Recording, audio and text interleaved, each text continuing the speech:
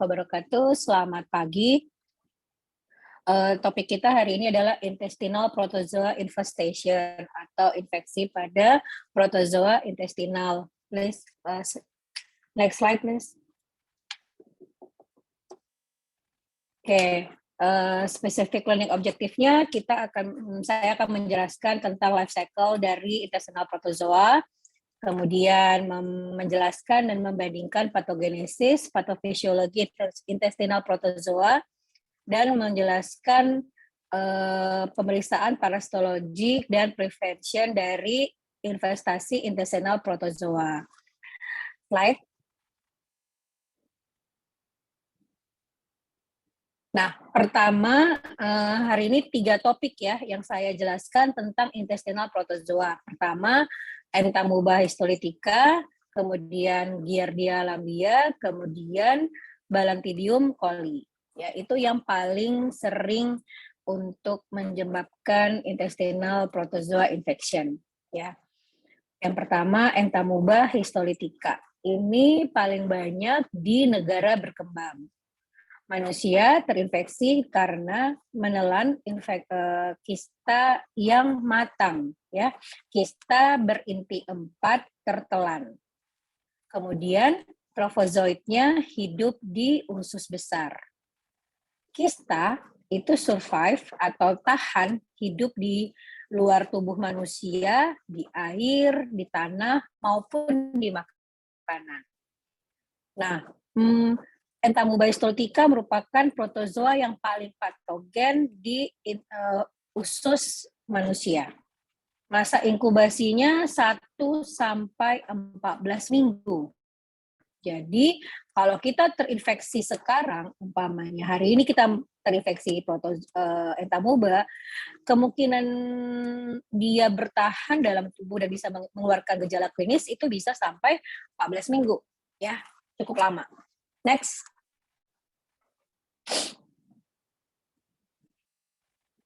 Nah, ini terdistribusi luas ya. Kemudian biasanya di daerah yang higienitas adanya kurang dan biasanya di daerah padat. Manusia merupakan sumber infeksi ya. Jadi dia itu sumber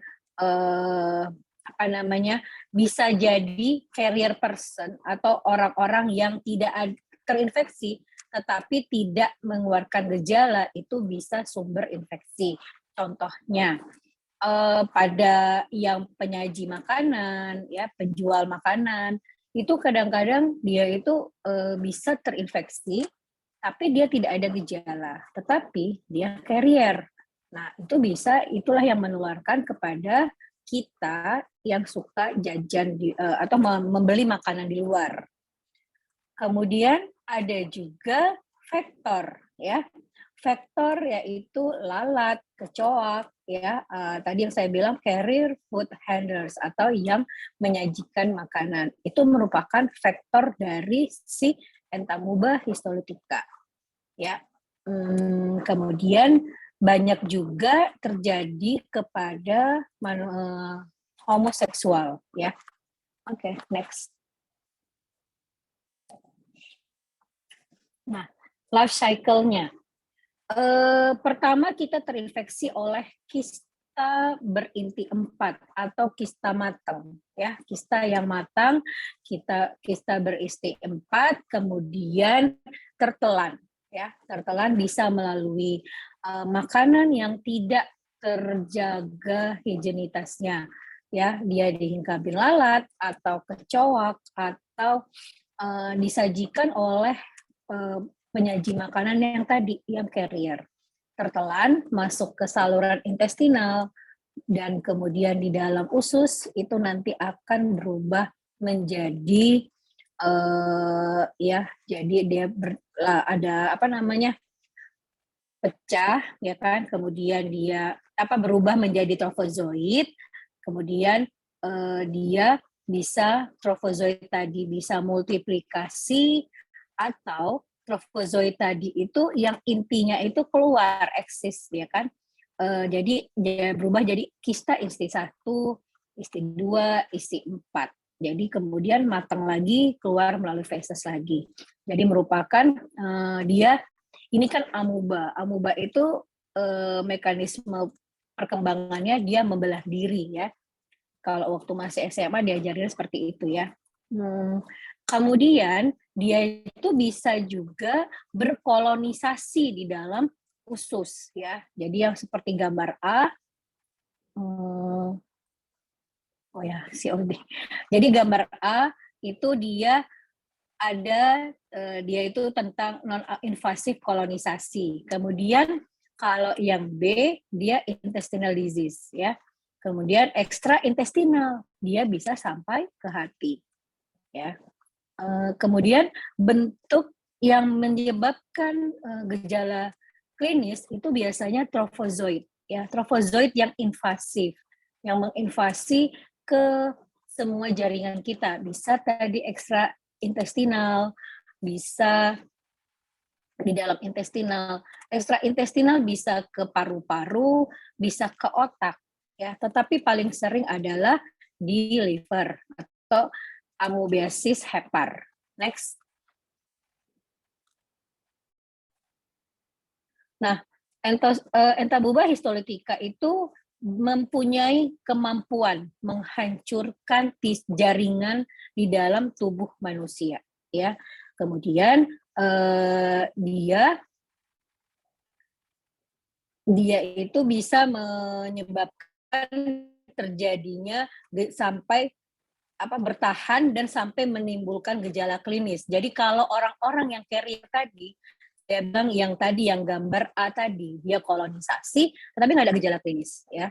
Nah, kemudian bisa juga kalau tadi itu kalau dia hanya kista-kista aja. Tapi kalau trofozoidnya itu berkolonisasi banyak, dia membutuhkan makanan, yaitu darah di ganggunya. Kemudian makanya kalau trofozoid yang pada pasien yang memang terinfeksi dan cepat kita diagnosa, maka itu ada menemukan trofozoid mengandung eritrosit.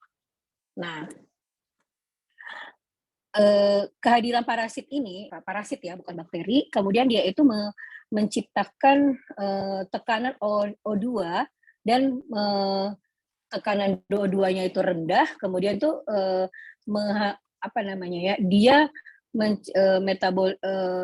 mensuplai dirinya dengan untuk makanan-makanan yang ada di dalam tubuh kita tadi, ya di usus tadi. Next.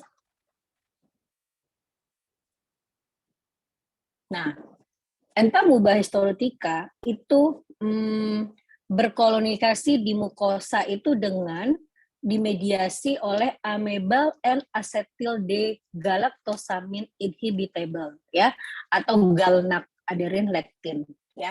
Ini adalah bagaimana si entamuba itu bisa attach di mukosa kolon.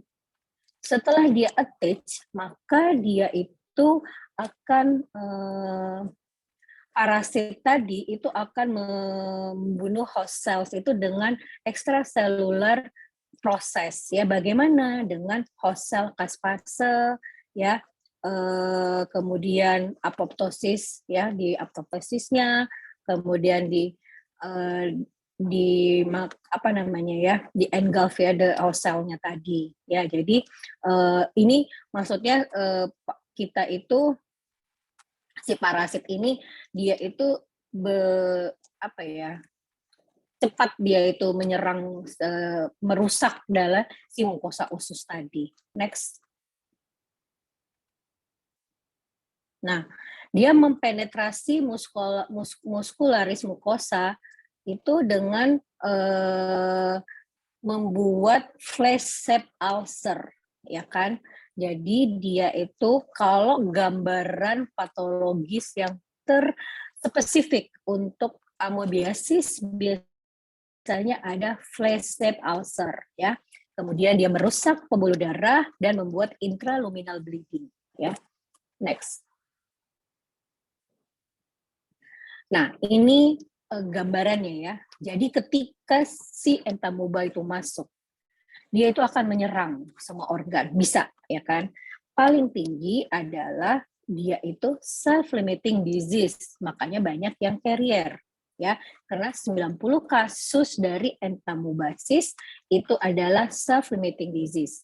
Jadi kalian masih ingat, mungkin pernah ya kalian berempat jajan di pinggir jalan. Kemudian satu orang diare, nah, tapi kalian itu bertiga enggak, gitu kan? Kenapa? Karena kuat tubuhnya, ya mungkin terinfeksi tetapi carrier, ya kan?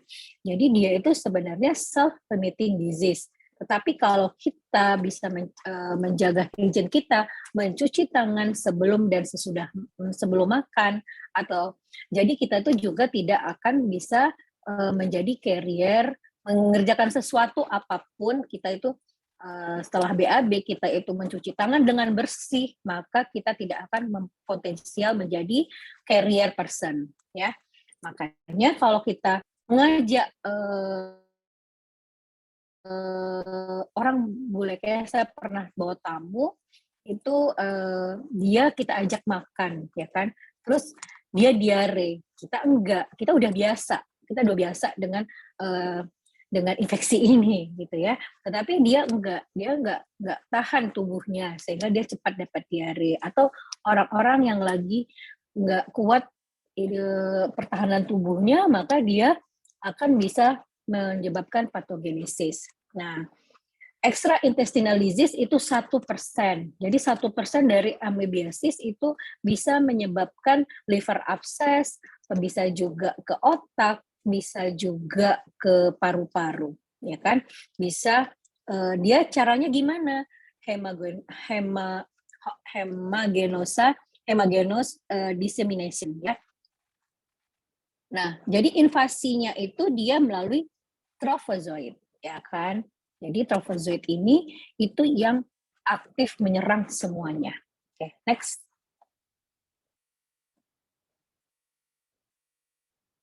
Next, oke. Tetapi beberapa jurnal mengatakan bahwa 5% dari intestinal amoebiasis itu adalah extraintestinal amoebiasis. Sekali di dalam darah, maka dia akan bisa mencapai seluruh tubuh dalam tubuh kita, ya. Nah, paling sering extraintestinal itu adalah amoebic liver abscess, yang abscess hepar, dan paling sering pada laki-laki. Kemudian pada amoebiasis liver ini, abscess hepar itu di karakteristiknya itu adalah defective cell mediated immunity dan suppression dari T cell, ya. Dia itu kedua mekanisme ini yang merupakan berperan untuk terjadinya ALA tadi, ya. Dia proliferative respon dari entamoeba histolytica trophozoit masuk ke liver, kemudian menyebabkan abses, ya. Jadi dia dilisiskannya sel-sel liver, kemudian dibuangnya debris-debrisnya tadi, ya kan, cairan-cairan dan debris tadi, debris dari si hepar dimakannya, gitu ya, dilisiskan dan dimakannya semua. Oke, next. Sehingga terjadi perdarahan, terjadi abses, ya. Jadi kalau dia itu biasanya pasien yang ALA ini demam, ya. Next. Nah, musin itu mekanisme tubuh kita bertahan dari si infeksi si amoebiasis, ya, merupakan innate defense, ya. Kemudian si amoeba itu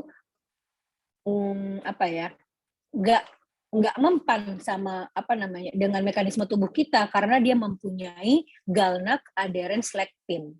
Nah, terus T-cell itu berusaha menghancurkan si amoeba itu dengan 3 cara.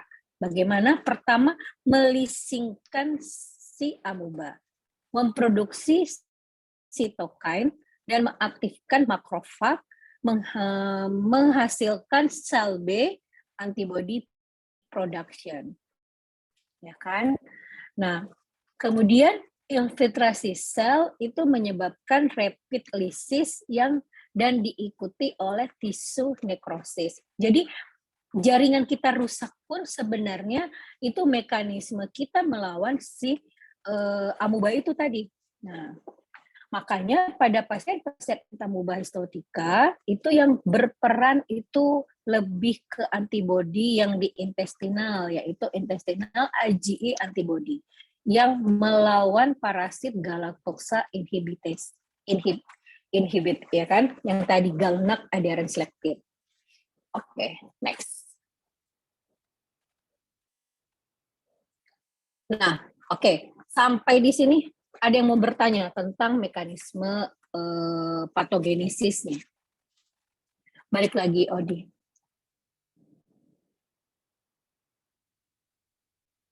Nggak ada ya? Kalau nggak ada, kita diagnosis dulu aja. Oke, diagnosis dulu aja ya. Nanti catat aja mau bertanya apa ya.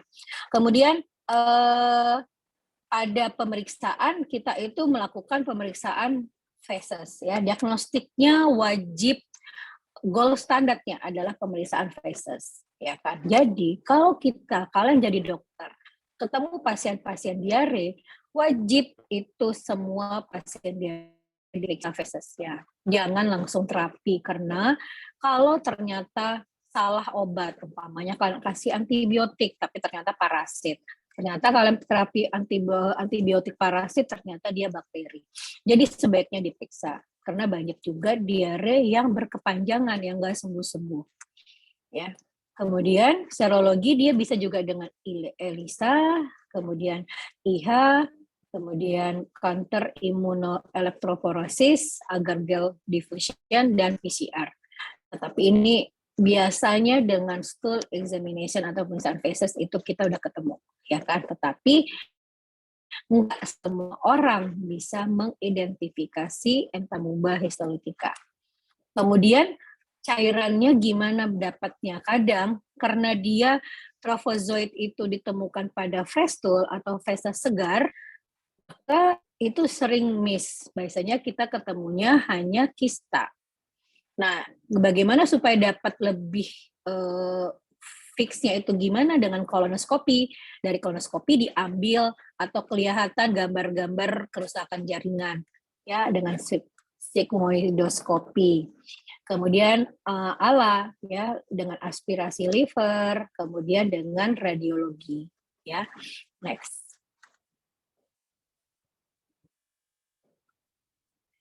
Nah, bagaimana preventifnya? Gampang ya. Improvement environmental sanitasi ya, dengan air bersih, pembuangan feses yang benar, toilet yang benar, kemudian food safety,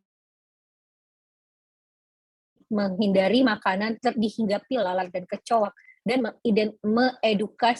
mengedukasi masyarakat keluarga untuk prevent fecal oral transmission. Bagaimana ketika habis dari toilet kita harus cuci tangan bersih-bersih. Ketika kita bergardening, berkebun, ya karena apa? Karena pupuk itu masih ada tinja manusia. Itu harus cuci tangan bersih-bersih. Kemudian cuci sayuran bersih-bersih, makanan semua harus bersih, sehingga kita tidak terkontaminasi oleh kista parasit. Ya. Nah, next.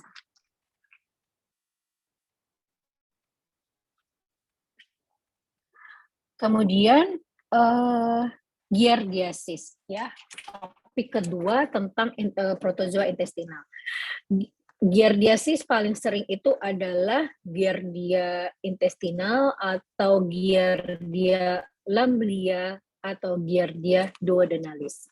Ini juga banyak di negara berkembang. Bagaimana kita cara terinfeksi? Sama. Menelan kista. Biasanya banyak pada makanan dan air yang terkontaminasi. Ya, jadi makanya tadi saya bilang kita mau buang air besar harus di toilet yang benar, jangan dibuang di BAB di saluran di air ya, karena kadang-kadang penduduk itu beberapa penduduk BAB di air atau di sungai kemudian air minum pun diambil dari sungai tersebut, sehingga airnya terkontaminasi. Kemudian beda ya kalau si entamuba di usus besar. Kalau giardia itu di usus kecil, ya, jadi air di tanah untuk masa yang lama. Biasanya anak kecil lebih sering terinfeksi dari dewasa, ya. Reservoirnya di beruang hewan karnivora lainnya, ya. Next slide. Nah, life cycle-nya dia tertelan kista, ya, sama tadi ya, kista yang berada di kontaminasi air atau tanah, pokoknya kita tertelan kista. Kista yang matang, tertelan, kemudian proses membelah diri dari kista, kemudian berubah menjadi trofozoid, trofozoid berkembang, kemudian keluar lagi jadi kista. Nah, ini dia life cycle. Jadi bentuk infektifnya apa? Kista yang matang. Bentuk invasifnya apa? Yang menyebabkan diagnostik. Itu menyebabkan gejala klinis. Itu adalah si trofozoid, ya. Jadi diagnostik stage-nya itu biasanya diagnostik stage-nya dua-dua ya kita temukan. Menemukan kista atau trofozoid. Tetapi yang menginvasif itu adalah si trofozoid. Next.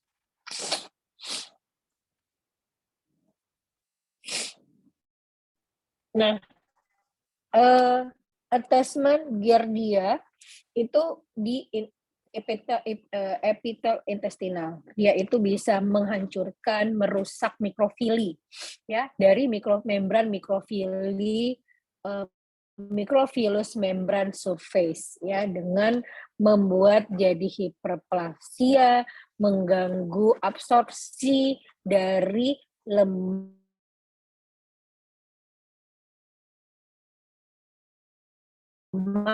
dan nutrien yang lain. Makanya tadi kalau si disentri amuba, mungkin kalau kami nggak ngajarin klinis karena itu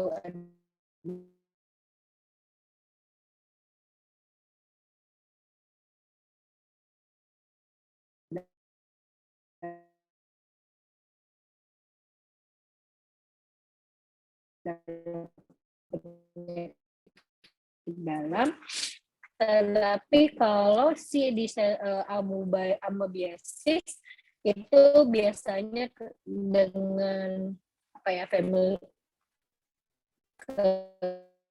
gejala klinisnya dari disentri amuba. Gejala fesesnya seperti apa? Dia berdarah. Biasanya kita menemukan tinja yang bercampur darah. Tetapi kalau giardia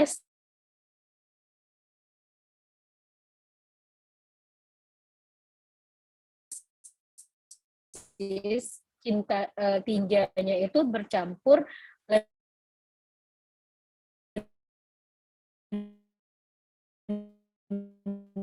lendir yang itu lainnya. Nah, tetapi ya mengganggu absorpsi. Next.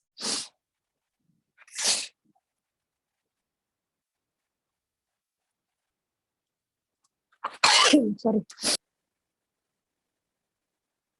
Oke, sorry. Tunggu ya. Nah, patogenesisnya yang paling berperan itu adalah secretory IgA response, ya. Jadi yang berperan itu tetap ya, kalau di intestinal itu antibodi yang berperan itu IgA, ya. Jadi IgA yang berperan pada intestinal kalau kita diserang, ya. Nah, jadi si giardia itu mengekspresikan pada surface tubuhnya itu surface antigennya yaitu variant specific surface protein. Nah, Itu dia yang nama untuk antigen yang dari si Giardia ya. Nah, di situ dia yang bisa untuk menghindari penghancuran imun dari tubuh kita. Jadi dia melindungi dirinya atau menghindari mekanisme si parasit tadi, menghindari imun tubuh kita dengan variant specific surface protein atau VSPS. Next. Nah, pemeriksaannya gimana? Sama. Pemeriksaan faces itu gold standar dengan ELISA dan PCR ya, karena dengan pemeriksaan faces saja kita temuin dengan pewarnaan Trichome stain kita akan menemukan si Giardia entamoeba. Kemudian meningkat sama tadi ya, meningkatkan kebersihan sanitasi kita, lingkungan dan kebersihan diri, dan menebus air dengan matang. Kenapa? Si kista Giardia itu berdinding tebal, dia 2 lapis, ya kan? Jadi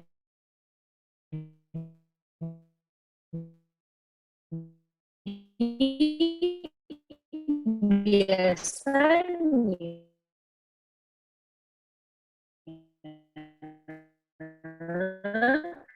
dia itu tahan dengan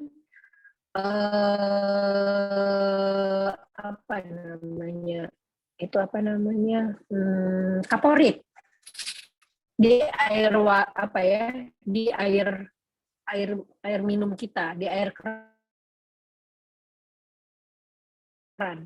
Jadi dia itu survive dengan kaporit karena kemudian kita harus mengobati orang-orang.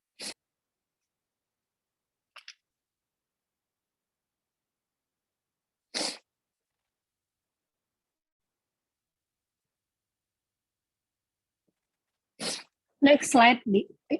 Suara saya nggak kedengeran ya? Next, salah. Kok next? Next, parasit ketiga, yaitu balantidiasis. Balantidiasis itu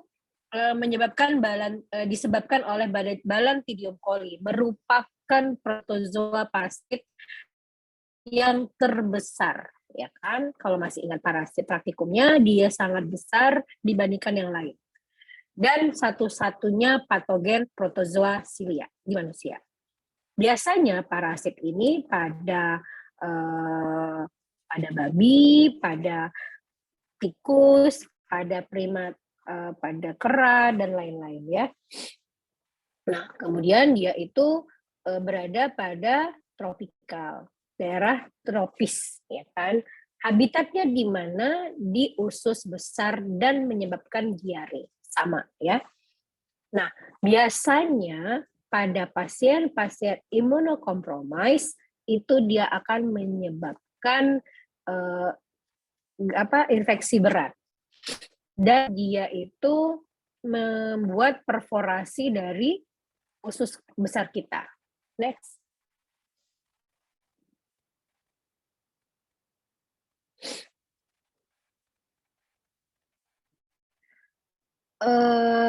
Dia biasanya asymptom carrier, karena kan lebih banyak menyerang yang si imunokompromis. Pada imunokompoten itu dia biasa asimptomatik dan bisa menyebabkan chronic disease. Pada acute disease itu biasanya dia gejala klinisnya sama dengan akut amoebic dysentery, di mana trophozoid itu menginvasi submukosa dan membentuk multiple superficial ulcer, ya kan, dengan membuat jaringan nekrosis dan membuat suatu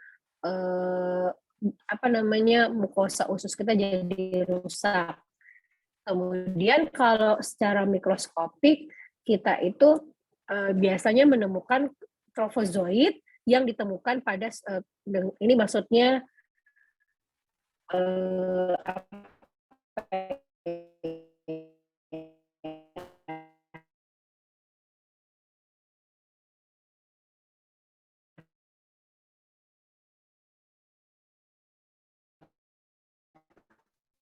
kalau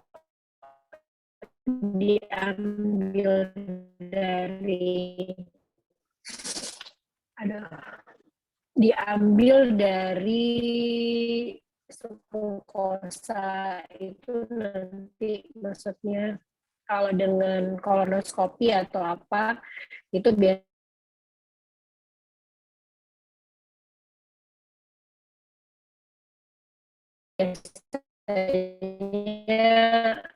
jaringan apa ya, untuk patologisnya ya, pada submukosa itu akan kelihatan inflamasi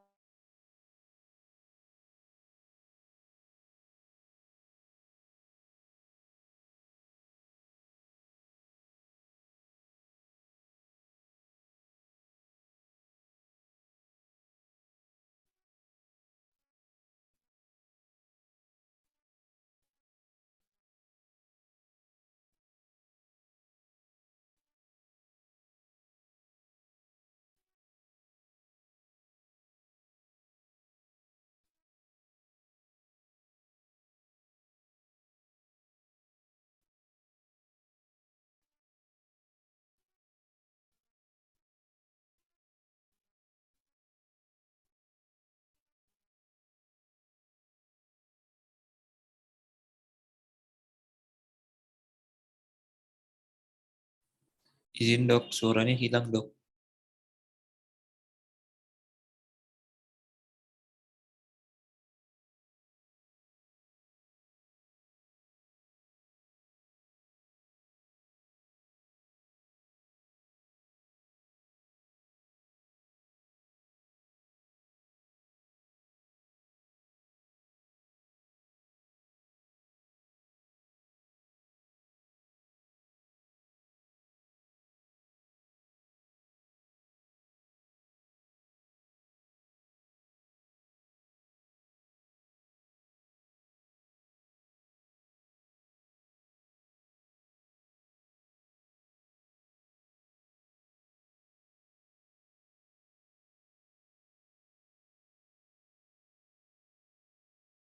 Halo, saya kelempar tadi ya?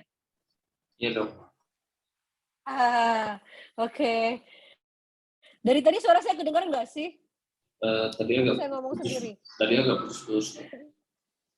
Oh gitu? Ya ampun. Kalian dengar nggak sih semua yang saya kuliah tadi? Dengar dok. Dengar ya? Oke, next di.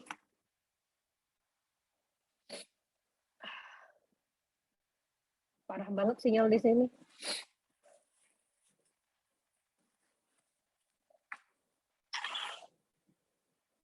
Next ini, setelah patogenesis. Ini ya? Oke. Jadi tadi kan sudah dia kan membuat apa ya, membuat diare, ya kan, ada mukus, ya kan. Kemudian komplikasinya itu biasanya sering pada imunokompromis dan pasti orang-orang yang malnutrisi, ya kan, malnutrisi. Dia bisa menyebabkan perforasi dari usus besar. Kemudian menyerang appendix, peritonitis, ya kan, severe dehidrasi, sehingga bisa juga sampai menyebabkan gagal ginjal. Nah, ini makanya orang-orang imunokompromis, pasien HIV, kalau sudah kena diare, itu semuanya kalau dia udah udah berat ya, imunokompromisnya, CD4-nya udah di bawah 50, maka dia terkena apapun itu bisa menyebabkan gejala berat. Ya kan? Sampai bisa menyebabkan gagal ginjal. Jadi multi organ failure jadinya. Nah, ekstraintestinal itu sangat jarang, ya kan? Sangat jarang seperti pada si amebiasis. Next.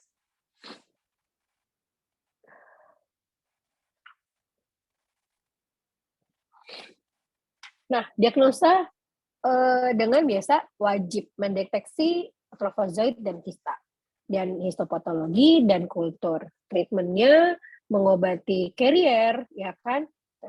Orang-orang yang carrier itu dengan sehingga bisa membunuh si kista.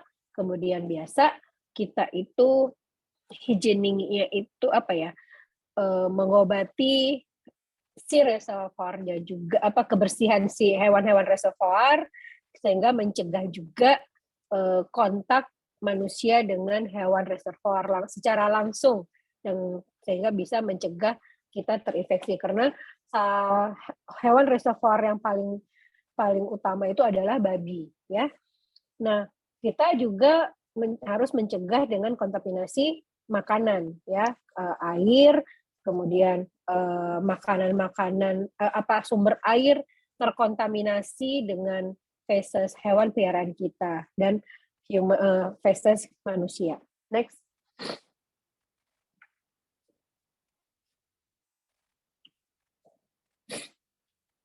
Oke, sampai sini ada yang bertanya. Kan udah lihat slide-nya. Tadi kan mungkin terputus-putus.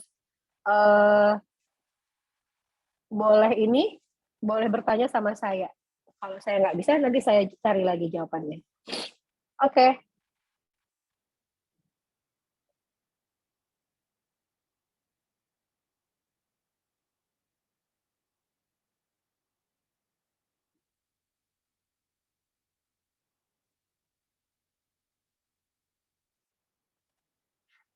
Halo, ada yang mau bertanya? Saya buka kamera deh, biar ini.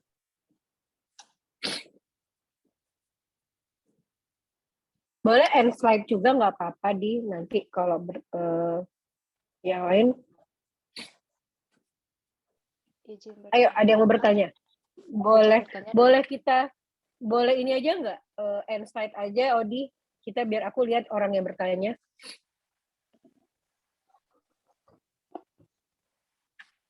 Oke. Izin bertanya, Ya. Dokter. Siapa yang bertanya? Ya. Perkenalkan, saya Agustina, Dok. Iya, gimana Tina ya panggilannya? Kan nggak mungkin Agus ya? Iya, Dok. Oke. Untuk yang tadi, Dok, yang bentuk kan kitanya terinfeksi jika tertelan kista matangnya, Dok. Dan stadium invasifnya tropozoid, Dok. Nah, itu yang yang sistem imunnya apakah harus sampai tropozoid dulu, Dok? Apakah dua-duanya sama aja, Dok? Terima kasih, Dok. Oke, jadi gini, setiap makhluk hidup masuk ke dalam tubuh kita, dengar kan suaranya? Nah, setiap sesuatu yang masuk ke tubuh kita, kalau dia tidak menginvasif, tidak mengganggu, itu tidak akan ada respon imun untuk melawannya. Paham? Jadi yang bisa menginvasif itu adalah trofozoid. Si kista tidak mempunyai kemampuan. Jadi kalau ingat bentuk Entamuba histolytica, dia mempunyai sitoplasma kan, kaki yang amoeboid, ya kan? Ya nggak, Dek? Iya, Dok. Masih ingat nggak? Nah, jadi itulah yang dia mempunyai si tadi, yang galnak lektin tadi.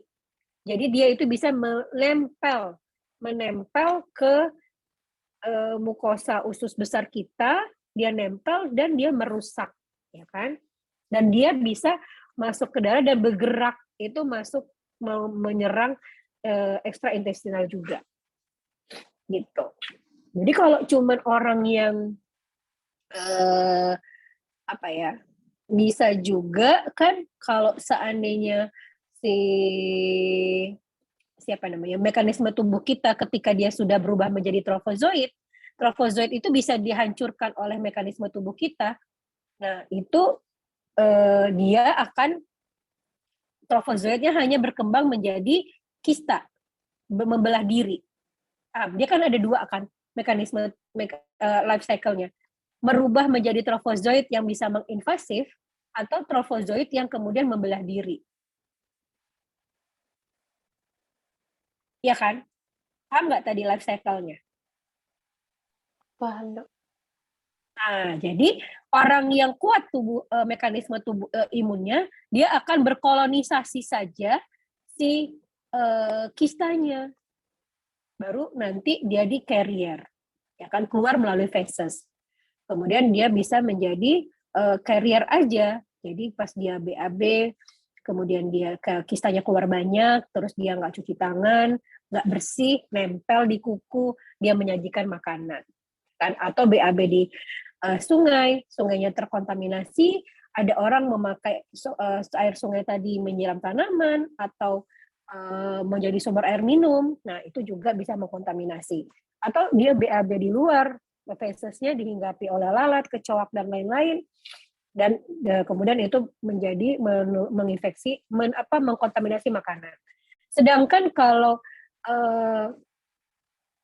si imun kita tidak kuat, dia si itu bisa langsung si trofozoit nggak bisa gagal kita menghancurkannya, maka dia bisa menginvasif, ya kan, trofozoit yang nempel ke mukosa usus kita. Kalau kita gagal mempertahankan tubuh, maka dia akan invasif. Dia akan menyerang, mengganggu permukaan usus kita dan bisa diare dan lain-lain, gitu. Gimana Tina? Penjelasan saya? Berarti dok, gimana? yang carrier tropozoitnya hanya berubah jadi kista ya dok, tidak sempat membelah diri. Carrier itu kista yang banyak karena dia itu si trofozoitnya nggak mengganggu, nggak menyebabkan gejala klinis. Karena kalau trofozoit sudah berkolonisasi, itu pasti menyebabkan gejala klinis. Dia akan kuat, dia akan menyerang, ya kan?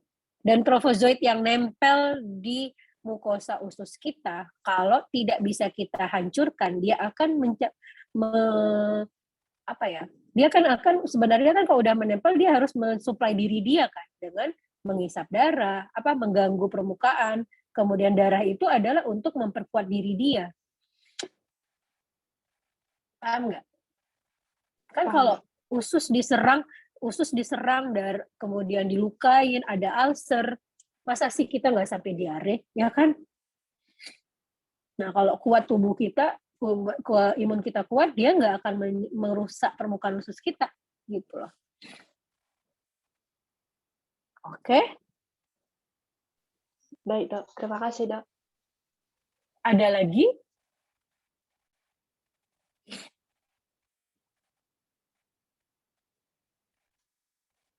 Jadi mekanisme imun kita itu kita mempunyai musin, ya kan? Ada cairan di intestinal. Tetapi itu bisa diganggu kalau kalau si parasitnya kuat, dia akan bisa menghindari si mekanisme imun kita. Jadi dia bisa bertahan dan menyerang, merusak tubuh kita. Ya, kalau si Giardia, dia nggak merusak sel, tetapi menghisap lemak, kemudian dia sehingga dia ada nutrisi-nutrisi yang ada di permukaan usus kita. Oke, ada lagi?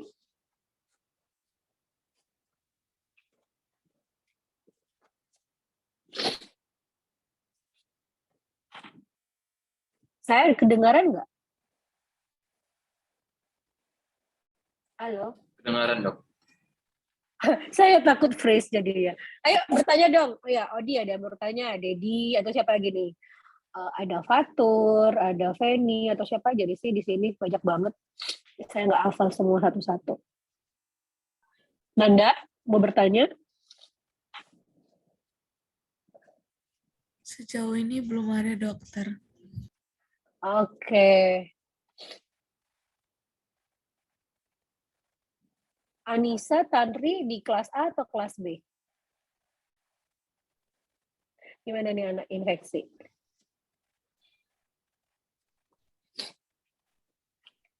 Tantri kelas A dok. Oke. Ayo, ada yang mau bertanya nggak? Udah tinggal 4 menit lagi.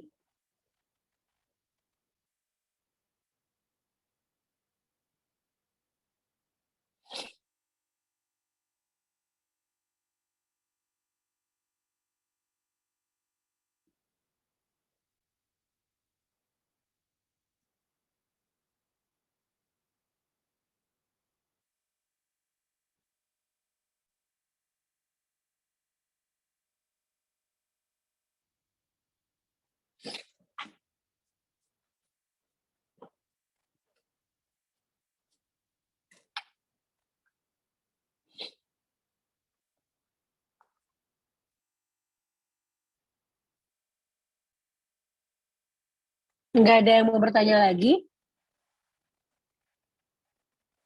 Adik-adik, ayo dong tidur ya. Sejauh ini tidak ada, Dok. Ayo dong yang lain on cam dong. Yuk. Saya juga, kita foto laporan dulu. Ayo on cam. Ayo yang lain. Apa sinyalnya semua jelek ya?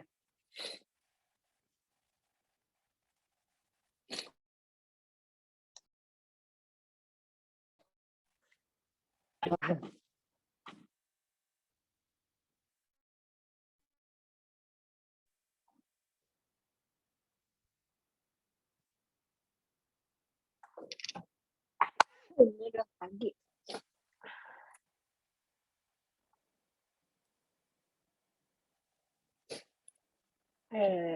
Ngeri ya foto backgroundnya si Dedi. Langsung Palembang ya, Det ya.